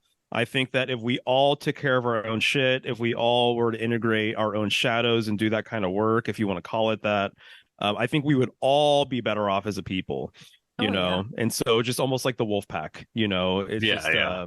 right. Well, I'd like to say, I guess to add to what I was saying, I 100% agree. And what I meant, it's kind of just, it's hard to explain, but the way that I believe that consciousness could be raised collectively, I think it's just different stages that we have to experience. It's like different hurdles. So now we're in this thing, like you said, we have this individual ego, but it's up to us now to kind of work on ourselves or heal ourselves or whatever it is and figure out what it is so we could get back to working maybe. And again, it's not like I think we should change the world and all that stuff, but I feel as our consciousness expands or rises, that could happen. So no, I'm totally in agreement with what you're saying, though. I feel like that is one of the most important things in this age, and that's kind of what it's all about. Yeah, yeah. So I see the baggage that I was talking about with solar symbolism. Part of the baggage I see is this reliance on the other, and look, basically pointing at other people as scapegoats and as saviors, right? Instead of looking at yourself, right, as the scapegoat and the savior. So I tend to internalize just everything. And I think that under the polar tradition or stellar tradition, I think that the individual and of like a local understanding of everything was actually more so the case with everything. So now we have this idea of a worldwide community, and we have to look after all of the different various communities within the whole entire world, and we have to be concerned with everyone's wants and desires, and we have to accommodate for everybody's needs, we have to accommodate for everyone's opinions. We can't say this or that if this group doesn't think it's right. I can't do this or that if this person over here is offended or whatever. And so to me, that speaks more towards heliocentrism, in my opinion, and just kind of the solar framework, because everything is outside of self. And so nothing ever goes back to self. Nothing ever goes back to the individual. It's always about accommodating everybody else. And as you have to accommodate everyone else, you're actually sacrificing self, because you cannot say this. You have to self-censor yourself now. You can't think this opinion or that opinion because this group or that group is going to cancel you or whatever. Right. To me, with a polar understanding of things, under that whole entire dynamic, I think the individual was actually put up Allowed more to so shine. on a pedestal. Yeah, exactly. And that the individual person itself was actually more of a primary concern, because it seemed as though there was this understanding that, just like with spiritual stuff, it's like, man, going on a spiritual path, on a spiritual journey, it's a lonely journey. It's not the easiest journey. You're the one who's going to have to deal with your own thoughts and memories and all of these different types of things. You're the one who's going to have to integrate all of this information. Know And thyself. know thyself, exactly right. And so you guys get it, but it's like the process of waking up, it's not easy, which is why so many people choose to not do it. Absolutely. It's the road less traveled, and it's more of the difficult sort of path. The fool is traveling by himself, the path of the fool. He has a little dog there, but he's doing it on his own. And so this is the whole entire thing. Waking up is like an inside job or whatever. And so I think the polar tradition, actually, it had more so to do with the individual, and it had more so to do with things being local. And so as an example, we're all hooked up, I'm assuming, to some sort of electrical grid, right? And so we're all hooked up to an electrical grid. I'm also assuming that most of us here, myself absolutely included, but we have to rely on all of these other systems to bring food into the home. We're all hooked up to the internet. All of these different types of things. It's like we live in a very networked sort of reality that way, by design, completely 100% by design. It's really common and popular now for people to be talking about Antiquitech, and these old Tartarian buildings that were able to tap into the ether and draw energy from the ether and things like that. Notice that a lot of these things that people are pointing out and talking about, they look like poles, right? Yeah. And so, Electroculture. yeah, electroculture. Yeah, exactly. This gets into some of the polar symbolism. When we're talking about poles, we're talking about polarity, and we're talking about the nature of the Of a pole pole. just in general. Yeah, exactly. Wow. And so my understanding is that back in the day, people were creating their own energy on site. That was more of a concern. It made a lot more sense. It wasn't illegal. It was probably more of a common sort of thing, versus having to draw it from other places, instead of having to be completely networked and relying get on it. others versus relying on yourself. Exactly. So when I think of geocentric sort of like philosophy, I guess, or I think of the geocentric way of living, as it relates to the polar understanding of things. A lot of it has way more to do with generating things where you stand, having a reverence for your land and your people and your heritage and your tradition and all this other kind of stuff. Versus now, I think that it's almost the complete exact opposite, where it's illegal to do that in so many different ways. And so everything has to be incredibly progressive. Everything has to be about the other. Everything has to be about, people outside of yourself at the expense of self. And so that's kind of how I look at it. Sorry, that was kind of long-winded, but Oh, no, that's fantastic. It's very synchronistic to some things I've been reading and watching. It's funny because like I've been watching this movie Agora, but I'm watching it in pieces because I just I don't know, I just do that. So a couple of days ago I was watching it, and I was at the part where they're talking about the systems of the how you view the realm, the cosmology. And so they were discussing that, right? And I was like, this is interesting. and then also reading body electric body electric health or something like that by Eileen McCusick, her second book. And all this talk about ether and how we are electric, and we are tapped into, we can tap into each other if we want. I mean, we can be that networked if we want. She didn't say those words. I'm just extrapolating from what she said in the book to make connections of what you were talking about. Yeah, no, that's great. That's great. I mean, even electricity, it requires polarity, right? And Yes. so Yes. electromagnetism, polarity. And so I think, to me, when I think a lot about the polar symbolism side of things, I think Hermes Mercury is very much appropriate to always kind of talk about and bring up. And that Hermes Mercury is known as being this divine androgyne, feminine and masculine, meaning that he knows how to be feminine when appropriate. He knows how to be masculine when appropriate. This gets back to integrating, the different aspects of self, the masculine and the feminine aspect of self. It gets into the idea of operating on a spectrum, operating on the pole between positive and negative, and not being completely rigid one way or the other.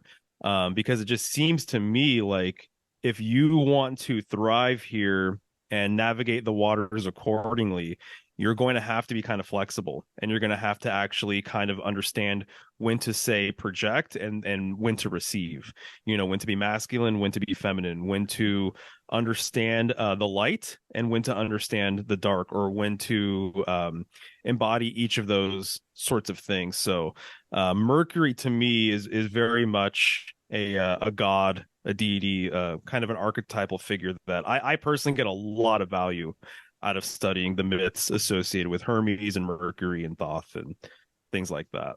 So, and he's very much related to the pole. He's related to the pole. He's related to the phallus, the wand, the staff, the scepter, things like that. Is it related to any of the ones that have the spiraling snakes? Yeah, absolutely. Absolutely. Yeah, 100%. So it's not uncommon for Mercury Hermes to have a wand. That's the caduceus. And so the caduceus being the entwined serpents around the wand itself, which is very much related to Kundalini energy, right? The fire serpents going up your spine. When you're dealing with the spine, you're essentially dealing with a world axis symbol anyway, that there's a relationship between our physical bodies and actually Earth itself and the cosmos itself. And the world axis is essentially the spine of the cosmos as well. It's the bridge that Hermes Mercury travels on to get from, domain to domain, from place to place, essentially. So there's a huge correspondence between all these things. But yeah, absolutely, they're completely related. Yeah. So I was saying before we started the show, I I was never really good at symbolism and stuff. And I noticed, when I was a kid or when I was young, people would be love going to art like museums and stuff like that and looking at the art and like, well, what do you see here and what do you see there? And I'd be like, I don't know, it's just a piece of art. You know what I'm saying? Like, I'm just like, okay, whatever. It's cool. Like, I'm cool. It's cool. Like, so I don't know if it's my, like, maybe my logical side, because I tend to be way more logical. I tend to be more masculine in that way. And even though I grew up with sisters, they were all in different age groups. So like it's not like I really had, I don't know why, but I didn't really feel like I had a lot of that feminine energy, I guess, maybe. And then I got made fun of a lot when I was a kid by other girls that were mean to me. So I just gravitated toward hanging out with guys because they were chill, they were cool, they weren't going to be picking on me and stuff like that. I could just hang cool with them. And so like I don't know, I just have this thing where I'm not super right. Maybe I'm not super right brained. So I would like for like you to provide some maybe like basic symbolism that you could, for people who maybe are new at it, like where would one start? That's a good question. I would say well, man, I mean, the first thing you could do is literally just start paying attention to the world, around you, because everything means something here. And that's kind of one of the mind-blowing things, to be honest. It's still very novel to me to Mm-hmm. think that a cup, as simple as a cup is, as a mug is, it's a vessel. It holds things, yet it separates things. There's a unifying sort of quality to it. It's associated with water. It's associated with the emotions. It's associated with your heart. Because of its association with water, it's also associated to the ocean, both the terrestrial ocean, but then also the cosmic ocean. So in that way, it's also a womb as well, right? And so everything around us has a deep well of symbolic information completely encoded within it, because my personal opinion is that ideas came before form. The realm of symbolism, the realm of dreams, these things, the realm of concepts came before the material world, in my opinion. And so by the time this cup came into existence, its purpose and the idea and the concept behind the cup had already existed long before the cup did itself. So I'm of the exact opposite opinion of what we're taught in school. We're taught that the material world came first, meaning came afterwards. I think it's flipped. Meaning came first, symbolism, the realm of dreams came first, everything else before the physical world actually came into existence. The idea existed first. And so that's why everything, regardless if it's a pen or whatever else, a coin, something like that, there's a ton of information behind it. So I would say just observing things around and starting to notice, even how you feel about certain things. How does a symbol make you feel? Oh, for some reason, this makes me feel a little standoffish. This thing makes me feel a little bit more inviting. I want to spend more time with this thing versus this thing. This feels more beautiful than this other thing. I think that that's a great way to start. A very practical thing as well would be to pick up a couple of symbolic dictionaries, which is really, really, I mean, I love it. So I'm completely biased in that regard. But there's one symbolic dictionary that I would say it's so common, it's cheap, but the entries are absolutely fantastic. And I believe it's called the Penguin Dictionary of Symbols Okay. by Jean Chevalier. And it's not expensive. It's kind of thick, but the entries are absolutely fantastic. And Okay. so Awesome. the insights in that book are great. So picking up a very simple symbolic dictionary and just looking up if you have a dream and a certain bird comes into the dream, or you're having some sort of synchronicity with the number 5 or something, and looking up like, well, what does the number 5 mean? And really getting into those things. So I would say make it personal, so you don't have to go out and start looking into symbolism that obviously you don't care about.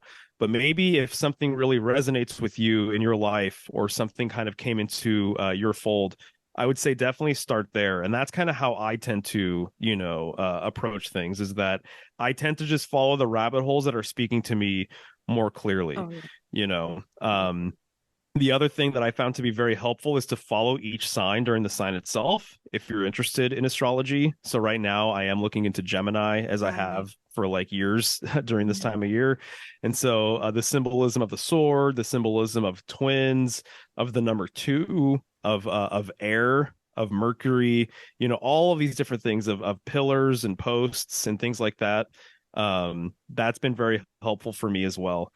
Um, Starting off with just like numbers too, and just being like, Okay. okay, so then do you understand like what the number 3 represents versus the number 4 versus the number 6 or whatever? I find that to be very helpful. So I think kind of starting with the basics to me is definitely probably the way to go. And kind of what I was saying off air, I think a lot of people have maybe more of an intuitive understanding of symbolism than what they even give themselves credit for, you know, because there are certain movies that you like for a Yeah. reason, you know what I mean? Or there's certain Right. dreams that have really resonated with you and have stuck around for a while for a very good reason. You know, sometimes it's really hard to articulate, you know, maybe what you're picking up, what the inherent value or the meaning is behind this thing. But I think that our emotions kind of inform us, you know, Very cool. about what these things mean often, more often than not.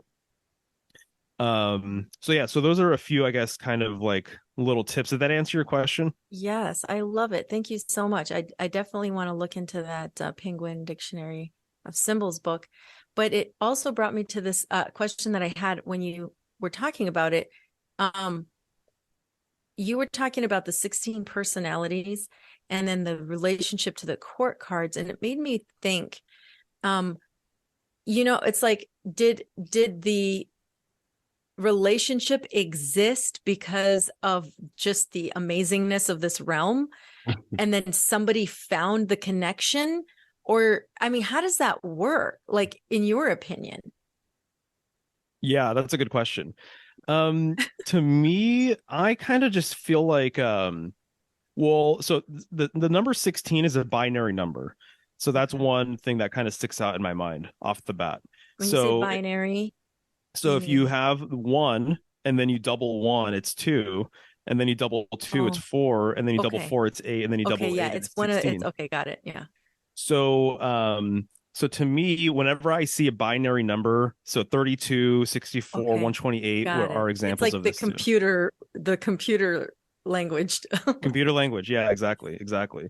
So to me, I think that's kind of a curious sort of thing. The fact that 16 court cards, 16 Myers-Briggs personalities. And so I can kind of see the case why 16, because it's 4 times 4 as Hmm. well. You know, so again, the 4 suits of the tarot, and then 4 each, you know, 4 court cards each. Obviously, 4 times 4 being 16. It's kind of this nice sort of round number in so many Hmm. different ways. You know, but I'm not sure how the Myers-Briggs was developed or anything like that, so I'm not sure exactly their logic or thought process behind it. But I will say though that are do you know if there's, so like I know mine, I just know my acronym basically. Hmm. But is there the number 4, does the number 4 play a big part in the Myers-Briggs with how things are kind of broken down, like 4 pillars that are broken I down think into? so, Yeah, because there's like, each one is a letter, and it's one or the other. So it's yeah, like INTJ or something like that, and so the I is either an I or an E, the N is an N or a T. The third one is S or a, what is it? a Something like T. that. I forgot. Yeah.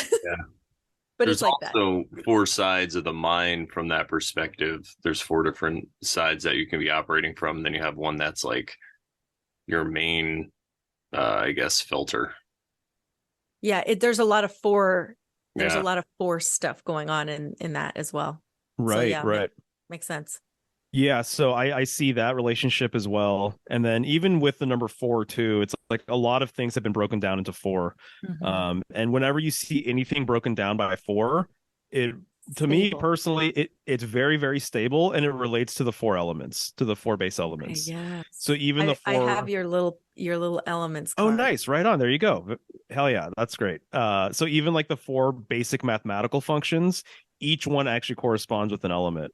So division relates to air, addition relates to earth, subtraction relates to water, multiplication relates to fire. That's how I personally break it down. And Wow. so if you're ever looking into like any myth and there's four figures, the four sisters or four brothers or four sages or Yeah. whatever it might be, The four horses of the apocalypse, four the horses of the four apocalypse. animals of Exactly. the was it the is it the world card or the Yeah. whatever card? Four Yeah. hobbits Yeah. in the Fellowship. Yeah, exactly. And so whenever you see four, you can probably guess that one is going to be a little more fiery, one's probably going to be a little more logical and airy, one might be a little more watery and emotional. The main characters of the Wizard of Oz, same exact thing.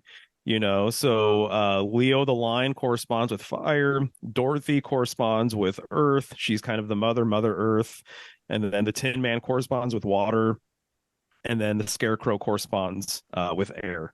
And so the four figures definitely usually relate to the four elements somehow. That's awesome. So I would say that probably something along those lines was taken into consideration, whether even they knew it or not intuitively. So yeah, right. That's what I always wonder, and how these things like come in. Like, a lot of this stuff is kind of channeled too, right? I think was it no, I don't know if that Myers-Briggs was I mean the Carl Jung 16 personality thing was channeled, but what was that thing that was channeled? The human design, I think, was channeled information. I don't know if you knew that. no, I didn't know that, but that I that think goes back so. to the binary system as well, Oh, because you're dealing with there's a correspondence with the I Ching, right? okay. I didn't with know with that. human design, and so that there's 64 Oh, wow. hexagrams in the I Ching, and so there's Okay. 8 trigrams, so it's 8 times 8. And so the I Okay. Ching is very much part of the computery Yes. binary number system as well, because you're dealing essentially with just yin and yang. You're dealing with yang, which is the complete line, and then you're dealing with yin, which is the broken line, and then you're just combining different patterns of yin and yang. You're just stacking yin and yang on top of each other, Oh, and then wow. eventually you're getting 64 hexagrams because of it, essentially. That's So amazing. yeah, it's And very you're much saying related. I Ching corresponds to what was it that it was corresponding to? Human design. Oh, okay. And so at least that's my understanding, is that the human design and the gene keys and the I Ching and stuff, I think there's a relationship between all those different things, isn't there? When I've talked to human design people, that's usually one of the things that they've brought up is the I Ching correspondence with things. Okay, wow. I did not know that. Yeah, yeah. Amazing. But it's an interesting system. Yeah, for sure. Well, we're getting like Crow says to the top of the second hour. Or bottom. I don't know where we're at. Bottom, end, whatever. You're the timekeeper. We're getting close. Is there anything else that you want to share with us? I don't know if Brandon has any other questions either. Oh, I could talk for hours, but yeah, is there anything else specifically that you wanted to share or stuff you're working on currently? I mean, I know you did talk a lot about the polar stuff, which was blowing my Yeah, mind. I mean, yeah, I also I love what you love it. said about that pit and pendulum stuff. I think that's so huge right now. It really is, like with the victim status. It's just, Hmm. Right, it's a right. good secret to also work on yourself because you could see where you are viewing yourself as a victim. Mm, You're Sure. like, how am I yes, being a victim? I can't Right, talk. right. I'm a victim. the mirror. I just had one quick note because you asked it earlier, Brandon. You asked if there were any symbols Oh yeah, that yeah. are solar based in today's world, but were actually polar based back in the day. And the two symbols that come to mind just immediately are what's referred to as the quartered circle, which would be the circle with a cross in the middle of it. Mm, If you look in most symbolic dictionaries, you're going to see that this is what's referred to as a solar cross. And so solar cross, or sometimes I believe it's called a solar wheel as well. And and related to that as well is the circle with the dot right in the middle. And so most people see that as the glyph for the sun, right? And so my understanding, my research has led me to believe and conclude that actually both of these symbols were geocentric, Earth-based polar symbols before they were solar symbols. And so when you see the circle with the dot in the middle, that dot is the pole, Well, you know. I would think so. That makes sense. Right, right. So that dot right there in the middle is the pole. The circle is feminine, and then the dot in the middle would be The masculine. So, phallus. Yeah. yep. And so in many ways, it's actually the great mother with the child right in the middle. So in a way, you're almost looking at um there's a lot of imagery of mother holding child. And when I see mother holding child, whether it's the Virgin Mary and Christ or whatever, I really just think personally that it's the feminine universe holding, cradling her child. And I think there's a few different ways of looking at that, what her child might represent here. But I think that symbolically, this realm, this domain might be the child itself, that she created, that she found, that she discovered deep, deep, deep, deep, deep within her. This actually relates to Virgo symbolism, this idea of a virgin universe giving birth to this masculine sort of energy. It kind of reminds me of Sophia and the Demiurge as well. There's lots of different metaphors for all this stuff. But I see that the circle, because the circle has infinite points, it relates to spirit, it relates to the feminine. Women are more mysterious than men. That's part of the deal. It's one of the most beautiful things, I think, between the dynamic between man and woman. And so the circle represents the infinite. It represents spirit. The dot represents masculinity, but it also represents that pole, that world axis, the axis mundi, the point at which everything revolves around, essentially. So you could also look at that dot in the middle and imagine it or view it as the North Pole. You can also look at it like it's the North Star, the Pole Star, and then everything revolving around that central hub or that central axis. Very similar to that is the circle with the cross right in the middle, and that point right in the middle would be north, basically. And the idea that I recently read that I think is really fascinating, but the idea of a cross being symbolic of crossing the abyss, crossing the desert to the other side, crossing over, essentially. And so I think there's a lot to be said about that. And so those are two symbols right off the bat that I think that most people would see them in today's world as being very, very solar in nature. But I think that its roots, at the very least, go back to this stellar or sort of polar understanding. And I would say that just kind of, too, in many ways, is kind of symbolic of this flip or switch that I'm trying to kind of unpack for you guys a little bit.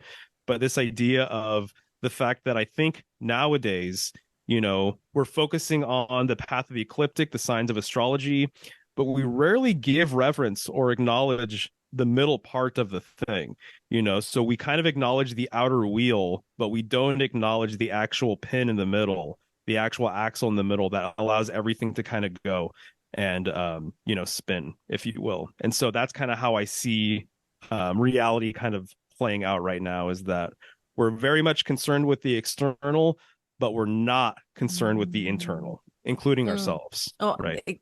I always take it back to that. Right. 100%. Yeah. But anyway, so I just wanted to talk about that briefly. But as far as what I have going on, I'm going to be, creating a couple of presentations here in the near future, so people can check that out on my channel, Symbolic Studies on YouTube. And I'm just going to continue doing my thing. And I have a show with Michelle every Thursday. It's called Last Thursday. So we go live at 6 p.m. Pacific. And that's always fun. That's always a good time. And besides that, though, I mean, I just appreciate the fact that you guys invited me on and wanted to talk about symbolism a little bit and get to know my story. It was really great getting to know both of you as well. And I just appreciate the opportunity. So thank you. Yeah. Absolutely. So you guys premiere like half an hour after we do, I think, Brandon. I think so, yeah. So we'll figure out what we do, how we can accommodate stuff. Awesome. Yeah. Right on. one thing I wanted to ask you really quickly, because it's brief, Sure. because it could take forever, but have you ever found any correspondence with the eight? So the symbol of the eight and then kind of infinity with the cross itself also, where a cross is in the middle? Right, right. I mean, basically, yes. Yeah, totally, totally. And so I would say, I mean, the eight is very much related to the cross, 100%, because it's two times four, right? Four times two. And so I would say the cross and the octagon, the eight-sided octagon, are very much related to each other as well. And so, yeah, so I would say absolutely for sure. And I could even make the case that they're kind of one and the same, to be honest. Yeah, love that because when we talk about realm theory and we describe it on the show, I always talk about I'm like, look at the figure eight. If you think about just energy traveling, when it's on one of the loops or the upward or downward curve, that's when it's energy. But when it hits that X, I feel like that's when we have that physical experience. And that's why I think the cross is so important to us because it kind of symbolizes this realm. Yes. Yeah, no, I completely agree with you. I think Awesome. that's the deal. It's almost like it's almost like this fluctuating energy going back and forth, but it's that point in the middle where it crosses is what allows it's like what we're actually experiencing right now, just like what you're saying. Amazing. Yes, that's one of my tenets that I blab about all the time. So thank you for confirming that for me. Yeah, man, you I got it. saw a video recently. Now I can't remember what it was. Brandon, did I show it to you? And Which it was one? talking about the like the Lemon Scott. analemma Yeah. Mm, and viewing even the ages that we've lived in and how we're, like, people say we're in a Kali Yuga or whatever, and that's like, and an analemma that would be like at the bottom somewhere before it starts going back up and uh like into the good times type of thing, and then it comes down and then it goes back, that sort of thing. I can't remember what that video was now, but that was very like thought-provoking and enlightening for me. That's nice. dynamite. Sorry, good times. That's a really old reference, but some of our older viewers will like that one. Sorry. Yeah, no, I love it. That symbol, the eight, the infinity symbol, it is really amazing. And I think the way every symbol represents everything differently, you could just kind of glean your own understanding out of it. And depending on the context that you're in, it's so much better than a spoken language in that way. Right. Yeah, no, I agree. And just adding to your point real quick, it makes me think of the concept of the crossroads, right? And what that all represents. And it's like we live in the crossroads. Like this is the crossroads right here. Right. And Free so will, we have the choice. We in this, yeah. Sorry, go 3D ahead. realm. exactly. No, you got it, dude. And so Hermes Mercury was known as Lord of the Crossroads. Uh, This is in contrast to Hecate, who's sometimes referred to as Lady of the Crossroads. And so there's a lot of symbolism relating Mercury to the crossroads. He's the messenger of the gods, so he's always going to and fro. And so it would make sense that he would be related to this whole entire dynamic or idea. And you're going to see the infinity symbol above the magician's head in the Rider Waite deck. And Mercury corresponds with the magician. And so when you're dealing with the magician, you are dealing with the pole, the phallus. So you're dealing with the positive and the negative aspect of the pole or of magnetism or electromagnetism and everything else. And so to me, just all of these different sort of ideas kind of overlap and are very, very much related to each other. But the fact that it's on the magician card, I think says a lot. yeah, Right above his 100%. head. And it's a Yeah. one, which is a pole. I mean, it's Yeah, there's so exactly. much to it, right? Well, Exactly. thank you so much, Mario, for coming on. I was super excited about this ever since I saw you. The first time I saw you was when you did the cat video. You were doing with Michelle, and you were talking about all the Oh, cat symbolism. I right love on. that because I have two black cats. I didn't know if I Oh, told you nice. that. Yeah, so very into that stuff. But yeah, it was great giving us your time and going over some of the stuff. Because, like I said, I am super into symbolism and stuff. So I'd like to thank you again. Yeah, you got it. Thanks for having me on. Yeah. Absolutely. It was a total joy. I loved this discussion that we had, this weave. Awesome. Likewise. Absolutely. All right. Well, I guess I'll do my commercial and shout out the chat like we should. Okay. Every Thursday night when we premiere this at 8:33 p.m. Eastern Standard Time, the only time zone in my opinion. Come hang out in the chat, and it's always been a really good time, a lot of fun. Met a lot of cool people in there, so come check us out. And if you want more of the Over Sharon show, you can go to moreproblems.com. It's my website I've had for over 10 years now. And somehow synchronistically, no matter how much I change my mind or my worldview, that always seems to fit it. So it's great that I could have that site. So go check it out, everybody. You can click on the Oversharing tab there for more Oversharing stuff. And I have all kinds of other stuff. And where can they find you, Mario? I don't know if you said that or not, but Yeah, symbolicstudies.com. okay. Oh, perfect. Well, that's nice and easy. All right. Well, thank you, chat, for hanging out. And I don't know. What do we say to the good people, Sharon?